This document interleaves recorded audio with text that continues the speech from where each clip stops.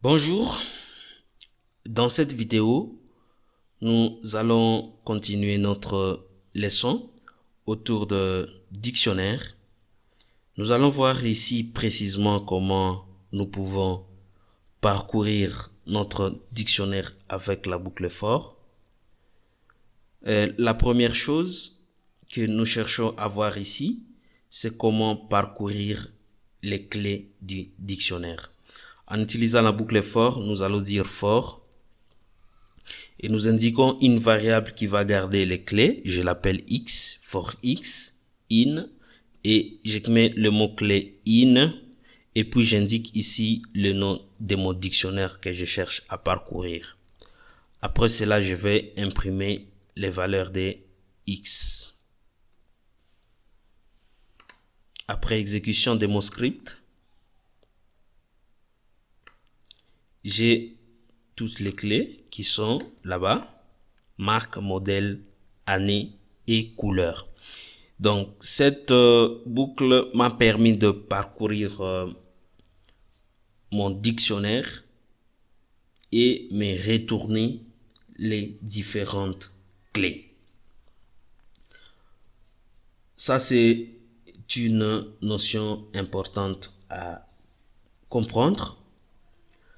Alors, comme nous savons parcourir notre dictionnaire et retourner les clés, nous allons parcourir le même dictionnaire et retourner les valeurs. Qu'est-ce qu'on va faire? Nous allons écrire la boucle for, en disant for x in vehicle. Cette variable x nous stocke les clés et puis à partir des clés, on va récupérer les valeurs. Nous allons dire print, nous indiquons le nom de notre dictionnaire, c'est vehicle, et nous mettons entre crochets les clés. Je vais exécuter. Je vais d'abord commenter ici pour plus de clarté. En exécutant, voilà, on m'affiche les valeurs. Toyota Land Cruiser 2000, bleu, rouge et blanc. Donc, nous avons stocké ici les clés dans la variable x. Et après avoir stocké les clés dans la variable x, nous avons récupéré les valeurs grâce à ces clés en indiquant ici le nom du dictionnaire et on met entre crochets la variable x qui stocke les différentes clés. Donc là-bas, nous avons parcouru pour récupérer les valeurs qui sont dans notre dictionnaire. Cette même opération peut se faire autrement en utilisant la méthode values. La méthode values, comment nous pouvons l'utiliser? Je commente une fois de plus là-bas. Nous allons dire for x in vehicle et j'appelle ici la méthode values. Je dis values, puis je vais imprimer x parce que x garde les valeurs. Je mets 2 points ici. Donc si j'exécute, voilà les valeurs qui me sont retournées. Ça c'est grâce à la méthode values. On peut aussi parcourir notre dictionnaire et récupérer au même moment les clés et les valeurs.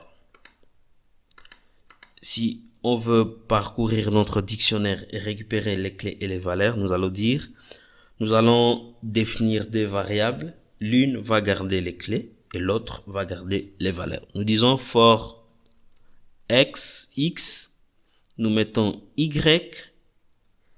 nous ajoutons les mots-clés in, this, nous mettons le dictionnaire, c'est véhicule. Et nous allons utiliser la méthode item. La méthode item va retourner les clés et les valeurs. Et ici, les clés seront stockées dans X et les valeurs seront stockées dans Y. Et puis après, nous pouvons afficher les deux variables. Nous disons X, Y.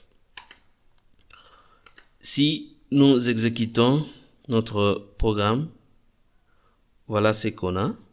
Marque Toyota, modèle Land Cruiser. Donc, on peut améliorer l'affichage. Par exemple, nous